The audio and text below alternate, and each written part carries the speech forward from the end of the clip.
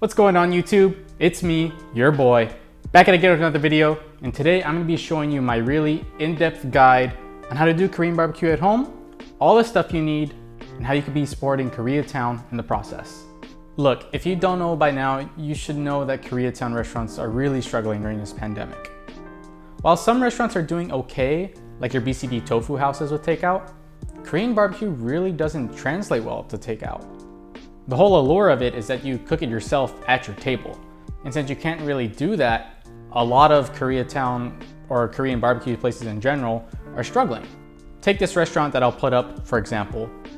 It has been open for 41 years, a Koreatown Korean barbecue staple, and they had to close because they just weren't able to make enough money with the coronavirus pandemic.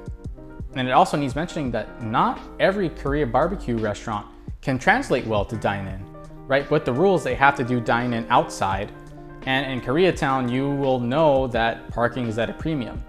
So for those spots that don't really have a big parking lot, well, they can't really put out a lot of tables.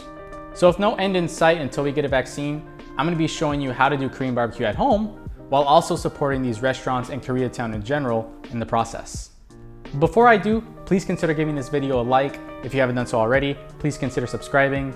It really helps out the channel and I'd really greatly appreciate it. So first thing we need to talk about is the grill and grill pan, because without it, we don't got Korean barbecue. I mean, if you're in a pinch, you can use your stove and you can use a frying pan.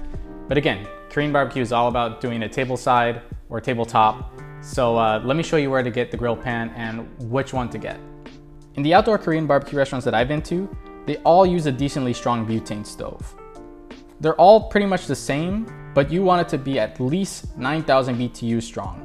This is really important since this number is essentially the power of the stove. Now you want it at or above 9,000 to get and keep a good sear on your meat when you're cooking. Because you want it to get, brown, you want it to get a nice sear. You don't want it to essentially boil in its own juices. And in Korean barbecue, you're putting down a good portion of meat at a time, so it's really important to keep and retain that heat. Now you can find these on Amazon, but again, we're trying to support local. So you can actually find these cheaper than Amazon at Kim's Home Center in Koreatown.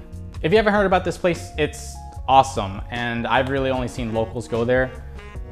They have the grill pan, they have the grill, they have the fuel needed. And they also have staff that are really knowledgeable about all the products so that they could really give you their opinion, which ones they think is the best. And like I said, most importantly, they're all cheaper than Amazon. In my experience, the butane fuel here is really inexpensive, but it's also really good quality. For a 45-minute cooking session, I didn't even finish 1 can of fuel. So you got 4 cans here, you're gonna have multiple uses out of it. So say you got your stove, you got your fuel. Let's talk about grill pans. There are a pretty good number of options out there online. But again, I really suggest you come to Kim's Home Center because they got the grill pans directly from Korea.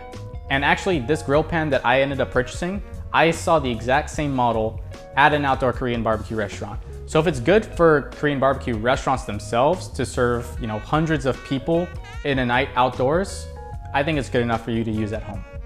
What I like about it the most is that it's got a hole in the middle and a dedicated drain to go out the side for the grease. Remember, the grease has got to go somewhere, and you do not want it to go directly into the flame because that's gonna make a mess and it's potentially a fire hazard. So again, want to emphasize, this one that I bought has a drain in the middle that goes out the side for the grease. So you can place a bowl or a plate or whatever to kind of catch that grease, and then you can just easily clean that out after you're done. No mess. I'll try to find a similar one and I'll post it in the description below if you're, for example, not in Los Angeles. I got all of these items here for about $50. Now just the grill pan on Amazon alone is $36. And the fuel on Amazon is really expensive at almost $9 a can versus the $4 for a 4-pack here at Kim's. The total of everything here, if you bought on Amazon, would be about $120 after tax. And you're not keeping any of that money here in Los Angeles.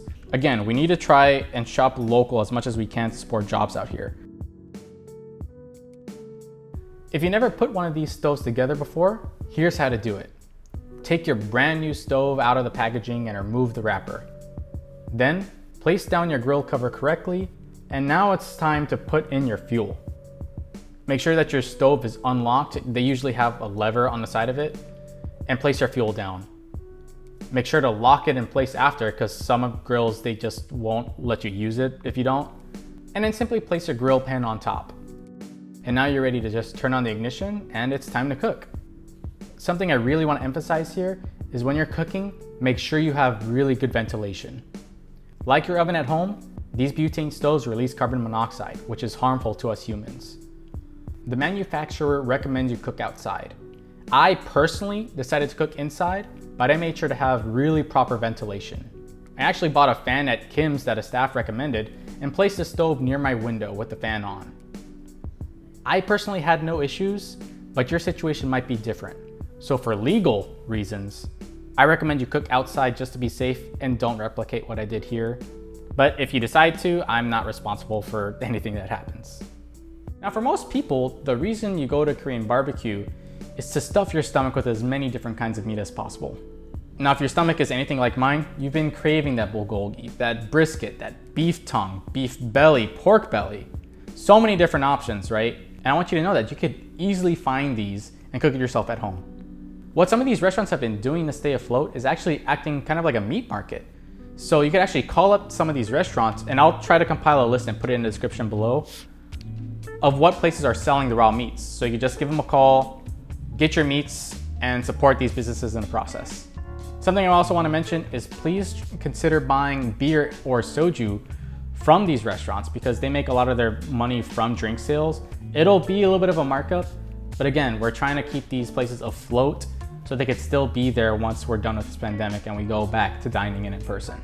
Now, if you're having trouble contacting these restaurants or they don't sell the cut of meat that you're looking for example, me and my partner's favorite cut is beef tongue, I want to recommend this meat market that is just specializes in these kinds of cuts of meat, and that's Shin Sun Market, also in Koreatown.